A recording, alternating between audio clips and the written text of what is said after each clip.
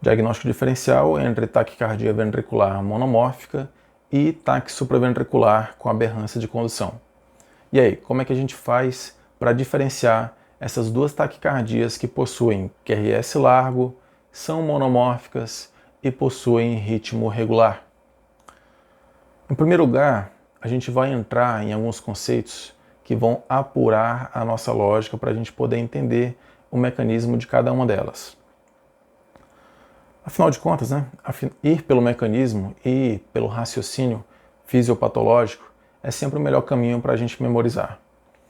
Enquanto ataque supraventricular com aberrância tem origem, como o próprio nome diz, supraventricular, um foco alto, a taquicardia ventricular tem origem no próprio miocárdio ventricular. Essa é uma informação óbvia, mas explica muita coisa.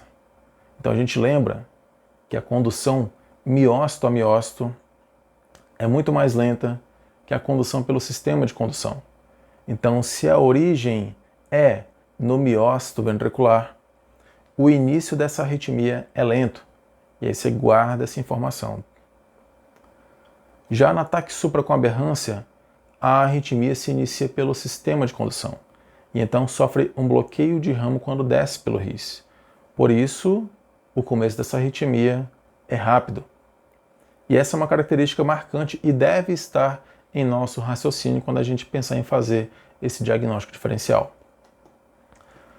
Lembrar ainda que diante de uma taquicardia de QRS largo, se houver dúvida, trate como TV, ainda mais na presença de instabilidade hemodinâmica, tá? E aí a gente vai seguir então a aula com a discussão dos principais critérios utilizados para a diferenciação dessas duas arritmias. O primeiro algoritmo é composto pelos critérios de Brugada, tá? Vamos lá então.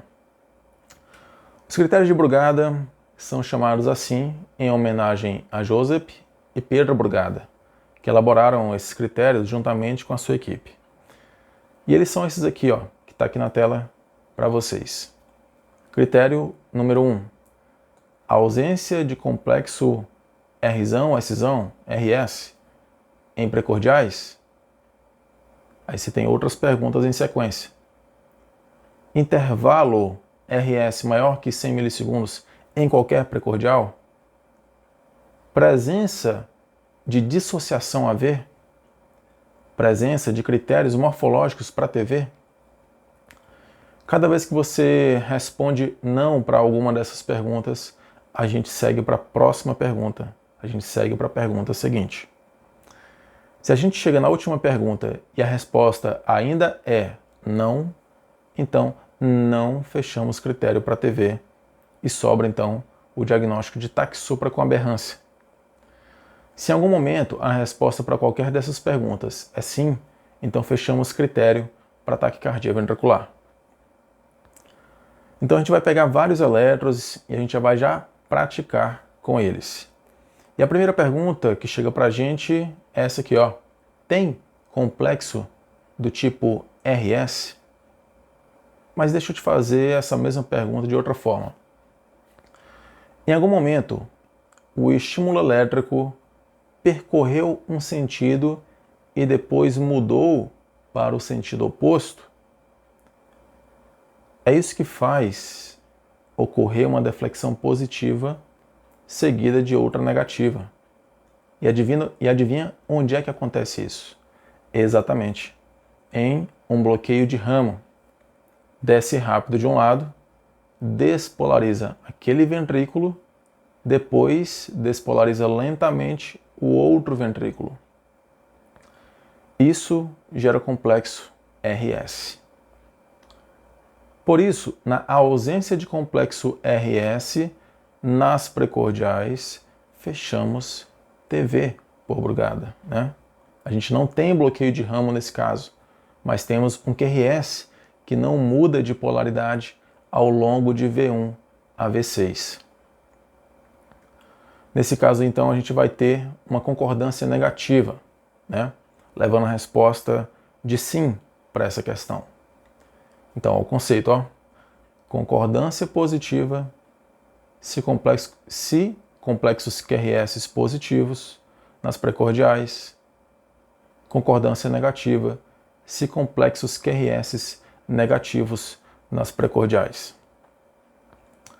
A concordância negativa ela fala muito a favor de TV, né, do que a concordância positiva. Isso porque ela sugere um foco arritmogênico em ponta do ventrículo. Seria muito difícil ocorrer uma origem tão baixa em uma origem supraventricular, entendeu? Agora, se a gente encontra algum complexo RS em precordiais, passamos para a próxima pergunta, que eu já vou fazer de outra forma. Ó, essa arritmia está nascendo em miócito ou no próprio sistema de condução? Para a gente medir o intervalo RS, a gente pega o início da onda R e vai até o nadir da onda S. O nadir é o ponto mais baixo da onda S, tá? E a gente faz essa medida do QRS mais largo das precordiais. A gente procura o mais largo, faz a medida, tá? E onde é que está o racional desse critério? É o seguinte, se a arritmia nasce em miócito, a condução miócito a miócito é lenta e gera um intervalo RS maior que 100 milissegundos. Simples assim. Mas, do outro lado, se nasce no sistema de condução, por conta da condução rápida, o intervalo RS é menor que 100 milissegundos. Então olha só nesse exemplo. Se a gente fosse dar o zoom e medir em todas as precordiais, o intervalo RS é menor que 100 milissegundos. Como a gente não encontra nenhuma derivação com intervalo RS superior a 100 milissegundos, pode ser que seja realmente uma TSV com aberrância. Mas antes, a gente precisa passar aí pelo crivo da próxima pergunta, que é: tem ou não tem dissociação atrioventricular? É um critério que é pouco encontrado, mas quando encontrado, fala muito a favor mesmo de TV. Então olha aí, na letra aí abaixo, ó, a gente aponta as ondas P's dissociadas dos complexos QRS, tá? E aí na TV, a gente tem também outra coisa, a gente tem uma frequência ventricular superior à frequência atrial, não havendo qualquer associação entre as ondas P e os complexos QRS. Então dá uma olhada aqui no 3D ao lado, que você vai entender melhor. Show! Beleza? Agora que você sedimentou esse conceito, a gente vai para o próximo. Por último, falaremos dos critérios morfológicos. E são um pouquinho chatos, eu concordo, né? Mas tem uma dica aí matadora para você. Ó, como agora você conhece bem o padrão de bloqueio de ramo esquerdo e bloqueio de ramo direito, se você encontra um bloqueio de ramo esquerdo ou bloqueio de ramo direito meio estranho ali, entendeu? Você bate o olho em cima e vê que está fora do esperado para V1 e V6, então provavelmente é um bloqueio de ramo como consequência de uma TV. Então bora lá, vamos dar uma olhada aqui, ó. Olha primeiro para V1. No caso de BRD, como nesse ECG aqui, ó, a gente vê em V1 um complexo trifásico com a segunda onda R maior que a primeira onda R, tá? Em V6, a gente vê uma onda R maior que a onda Szinha, né? Gerando um padrão Rzão Szinho. E essas são características da TSV com aberrância, ataque supra com aberrância, um BRD clássico. Show, mas vamos dar uma olhada aí então, né, para o padrão de TV, que a gente vai entender melhor como é que fica isso na prática. A gente compara os dois e aí o nosso olho fica mais treinado. Ainda falando aí do padrão de BRD, agora você olha para V1 novamente e vê um padrão de R puro ou bifásico, né? Parece um BRD clássico? Não, não parece. Aí você olha para V6 e vê uma onda Rzinha menor do que a onda S grande, né? Um complexo QRS predominantemente negativo. Parece o BRD clássico? Não parece. E agora a gente tem um padrão de BRE. Vamos olhar aí na situação. Na TSV com aberrância, eu vou olhar para V1 e vou ver um padrão Rzinho Szão com onda S lisa, sem entalhe, tá? Com onda Rzinha menor que 40 milissegundos e um intervalo RS menor que 70 milissegundos, tá? Mas não se apega tanto a esses valores, mas olha só esse BRE. Parece um BRE clássico? Sim, parece bastante. Então, é TAC supra com aberrância. Olhou para V6? O que a gente vê lá? Ó? A gente vê uma onda R, zona pura, sem onda Q. Parece um BRE clássico? Sim, parece demais da conta. Então é uma TSV, é uma TAC supra com aberrância. Ainda avaliando o padrão de BRE, agora a gente vai ver como o padrão de BRE se apresenta na TV. Tá? E a gente olha de novo para V1.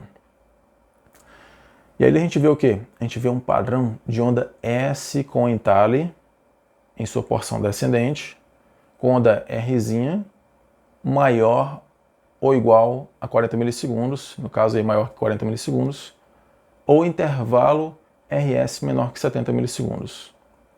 De novo, não se apega a esses valores e critérios. Mas aí você se pergunta, parece um BRE clássico? Não, não parece. Ficou na dúvida? Olha para V2 também. Ficou na dúvida ainda? Olha para V6 aqui nesse outro elétron. Em V6, você pode ver, né, um padrão com onda Q presente. BRE clássico, terceiro grau, tem onda Q? Não, não tem. Então, ao invés do padrão de R puro clássico, a gente vê um padrão Qzinho Rzão. Ok? Então, esse é o BRE com padrão morfológico para TV. E aqui estão os critérios morfológicos todos reunidos. Ó. Olha lá. Se for para memorizar, então você vai memorizar isso aqui. Ó. Olha para V6. No BRE da TV, há presença de onda Q. No BRD da TV, o QRS é predominantemente negativo. Beleza? Algumas observações, então, quanto a este algoritmo, é que apesar de excelente sensibilidade e especificidade, podem apresentar algumas limitações em alguns tipos de TVs. Quais são elas, Alexandre? Então, ó, por exemplo, na TV fascicular, TV por reentrada ramo a ramo e na TSV por reentrada em via acessória antidrômica, a gente tem essas limitações. E por que elas escapam do crivo, aí, dos critérios de Brugada? Porque elas são taquicardias ventriculares que ou envolvem, ó a sacada, ou envolvem o sistema de condução no seu circuito de reentrada, como no caso da TV fascicular e também da TV por reentrada ramo a ramo, ou foge do padrão para uma TAC supra, que tem origem em átrios, como no caso da TSV por reentrada em via acessória, nesse caso antidrômica. E esse mecanismo envolve, então, né, dessa TSV por reentrada em via acessória antidrômica, o mecanismo envolve uma ativação inicial ventricular fechando um circuito de macro reentrada passando pelo nó AV, né, como a gente explicou em uma aula anterior. E assim a gente simplifica ao máximo os critérios de Brugada dessa forma.